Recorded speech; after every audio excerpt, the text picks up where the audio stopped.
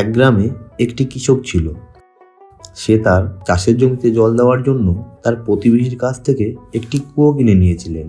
পরদিন সে যখন তার ক্ষেতে জল দেওয়ার জন্য কুয়ো থেকে জল তুলতে আসেন, তার প্রতিবেশী তাকে কুয়ো থেকে জল তুলতে বাধা দেন। কৃষক জিজ্ঞাসা করলো কেন? প্রতিবেশী উত্তর দিল, আমি তোমার কাছে কুয়ো বিক্রি করেছি, কুয়োর জল নয়।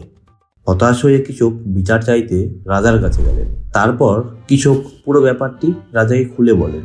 রাজা সেই কথাটি শুনে খুব চিন্তিত হয়ে পড়েন এবং তিনি তারপর তার রাজ্যের সবচেয়ে জ্ঞানী বীরবলকে ডেকে পাঠান। বীরবল প্রতিবেশীকে প্রশ্ন করতে লাগলেন, কেন তুমি কৃষককে কুয়ো থেকে জল নিতে দাও না? তুমি তো কৃষককে কুয়োটি বিক্রি করেছো। বীরবল, আমি কুয়োটি কৃষকের কাছে বিক্রি করে দিয়েছি, কিন্তু জল নয়। কুয়ো থেকে জল তোলার অধিকার তার নেই। যেহেতু তুমি বিক্রি করেছো, সেহেতু কৃষকের কুয়োতে জল রাখার অধিকার তোমার নেই। হয় তুমি কৃষককে ভাড়া দেবে, নয়তো অবিলম্বে সমস্ত জল তুলে নেবে। প্রতিবেশী তার পরিকল্পনা ব্যর্থ হয়েছে বুঝতে পেরে ক্ষমা চেয়ে বাড়িতে চলে গেল।